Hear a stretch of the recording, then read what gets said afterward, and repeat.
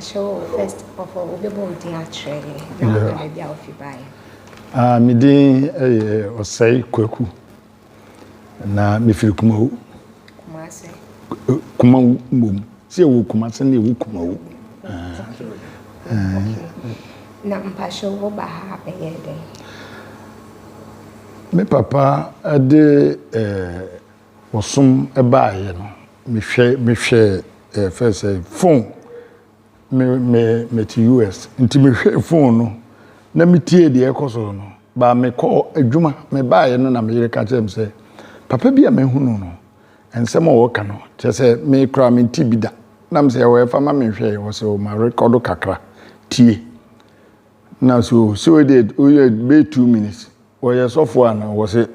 or chair suffer. Nam say, now we had an audio who was a media ma kumuno or their transfer. And yeah, sister, 2 minutes near 2 hours.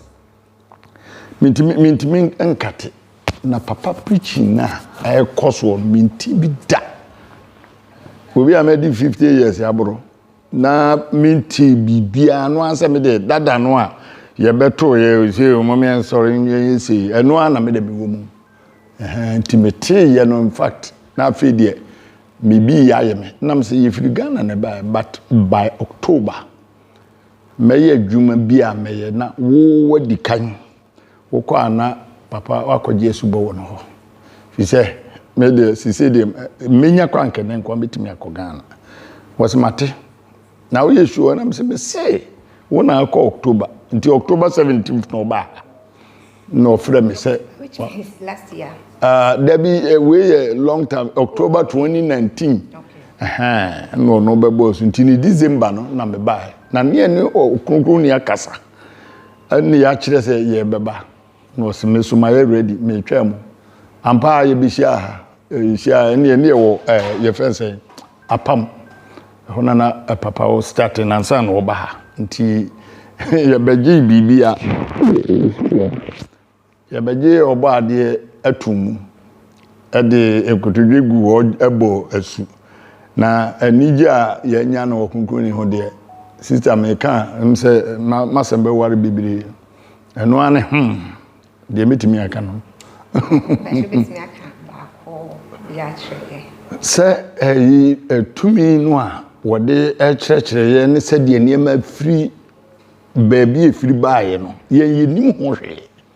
enti ampa itie no na me say na teaching we grade na sasofo gu ha bibiri me na menti bi da o se ye sorry ya bompa ye ja wasru din honte wa hanim na o say wrong ho na me gi papa tum say ani ya kasem we sa firi nkodam o say wrong ye ja wo soro udin hote ansane ye de akato so na e kase udin ho nte de ana chese ye kaseti ano yidi natam eti nukreni me ka tire ma me say me pese bitu free US go abetra papa nche na the baby obekubi am di akiri because I was surprised minti bi da ehfa enti no na minim de aka de na me ka minti bi kan nyina eyi bibiri any question ko yan hwe afese ya by the pen years were han awo ehwa ho a iban bazi poti na iba oye 7 days ya ye bezi enye fima igizi de botuma akona samba oye next year so oh ye bibiri nemum de mamigi edi bibiri ni se bibia wo de ba papa nimu no wono okunkruni wode bibia ma ade nyina sudifo obeye dodo ama nti eno de me wo mu gidie ma yare niema bibiri ma kɔ niema bibiri mu na chese me ka minim de me ka kura biu because okunkruni ye bibia wo gini tum dia wo bibia be ye anya ba bia ye de oil na hwi nye bia oni eno anso de nsato so na wasre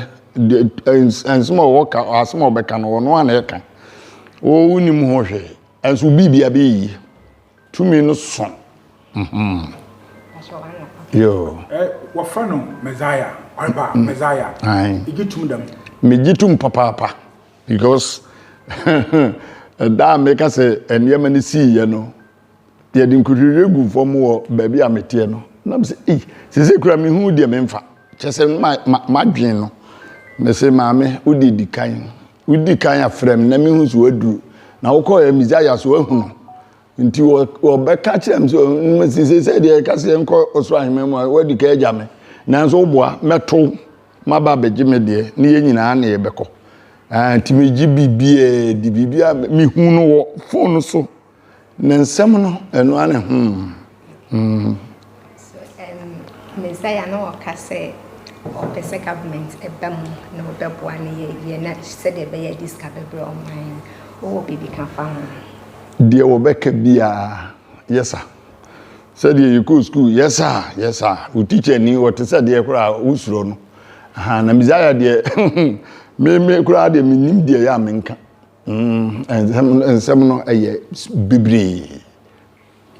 o ya je nkwampa